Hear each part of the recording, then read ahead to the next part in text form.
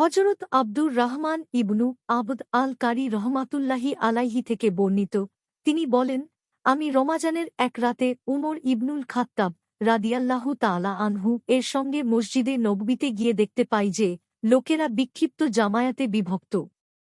কেউ একাকী নামাজ আদায় করছে, আবার কোন ব্যক্তি নামাজ আদায় করছে এবং তার ইক্তেদা করে একদল লোক নামাজ আদায় করছে। উমর রাদিয়াল্লাহু তাআলা আনহু বললেন, আমি মনে করি যে, এই লোকদের যদি আমি একজন কারীর ইমামের পিছনে একত্রিত করে দেই, তবে তা উত্তম হবে। এরপর তিনি উবাই ইবনু কাব রাদিয়াল্লাহু তাআলা আনহু এর পিছনে সকলকে একত্রিত করে দিলেন। পরে আরেক রাতে আমি তাঁর উমর রাদিয়াল্লাহু তাআলা আনহু সঙ্গে বের হই। তখন লোকেরা তাদের ইমামের সাথে নামাজ আদায় করছিল।